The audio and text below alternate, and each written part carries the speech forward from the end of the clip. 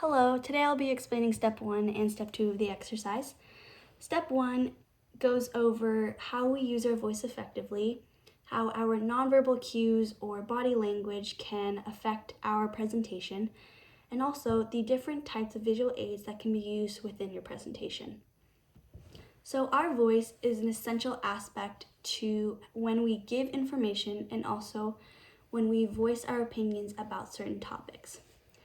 If we were to give a presentation, our main goal is to lay everything that we know out there for our audience members rather than seeing the volume we speak and the pitch that we have. Giving a speech is all about delivering a message. And when our brains and our voices do not match up, it can cause us to become stressed and go off the rails of what our intentional message is. When we speak, we must consider our speaking rate. Now you may ask, what is speaking rate? Our speaking rate is the speed we talk or the pace that we say our speech. Finding the perfect speech rate is actually, or speaking rate is actually quite difficult. If we speak too slowly, our audience members can lose interest and become bored after a few seconds. If we speak too fast, our audience members can lose track of where we are and in the end become mad or irritated that they aren't able to catch up. But when we are able to find the perfect balance between not too fast and not too slow of a speaking rate, our audience and ourselves will become very happy in the end. Now, I'm pretty sure all of us have experienced this, watching a presentation of a speaker that often mumbles their words or does not clarify or pronounce their words correctly. Now, I'm pretty sure that is an audience member's worst nightmare. As we've gone over before, the main goal of giving a speech is having your audience take away something that you have said. So, although some people cannot help but mumble, ways to improve this is speaking loudly and clearly while emphasizing the words. It also helps to say the words a couple of times until you're able to say them with ease.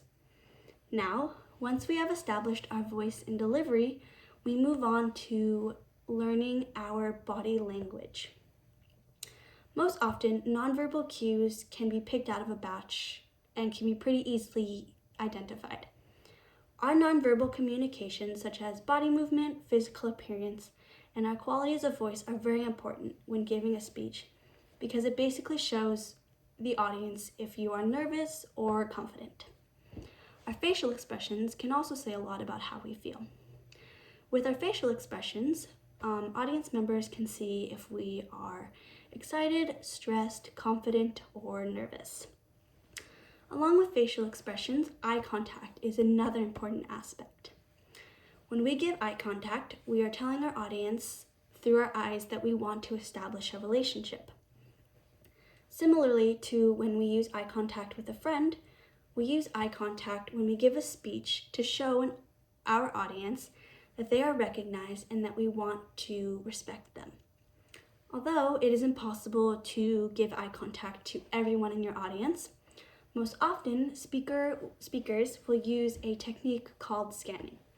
So scanning is changing your gaze from different people in the audience to another and focusing on one person to finish an idea. As we have learned every year in school, practice makes perfect. So make sure that you set time aside before your presentation to practice your delivery and notice the body movements that you give and the tone of voice that you have. Now, moving on to visual aids. When we use visual aids, they can either help us or distract us. A visual aid can be an object, a video, a picture, a graph, or anything else.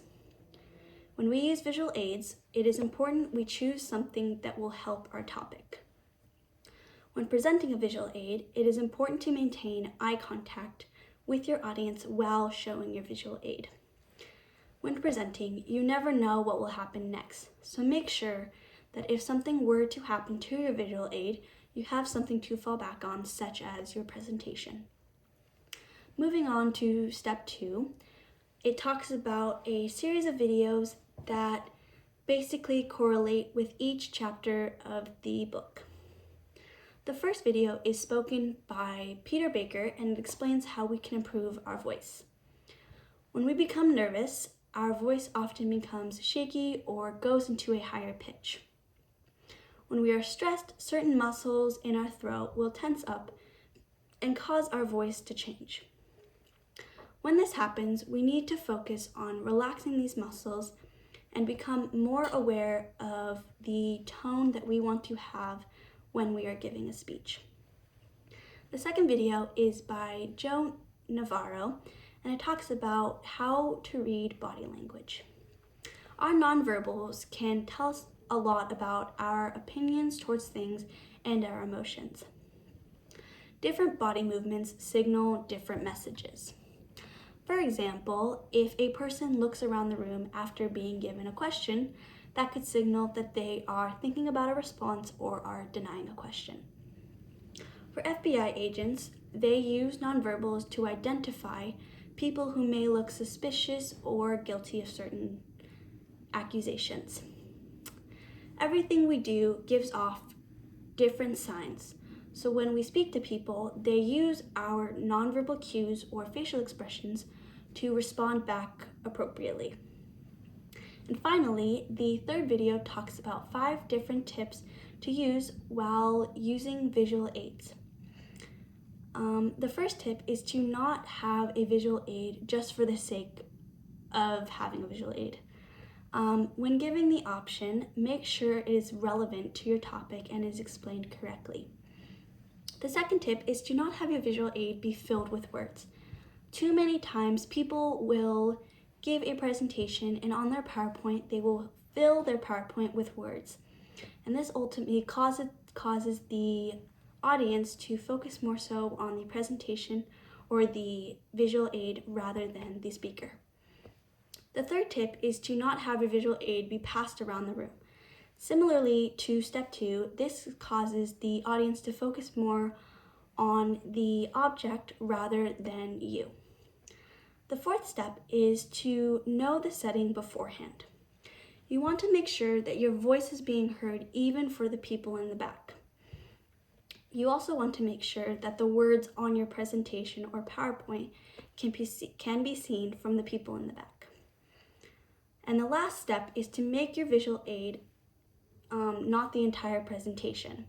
Although it is important to include your visual aid, you do not want your visual aid to be your whole entire presentation.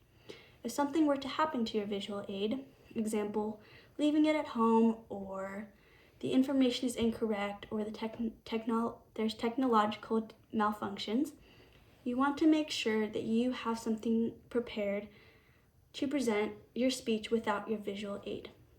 So, that concludes my presentation for step 1 and step 2. Thank you.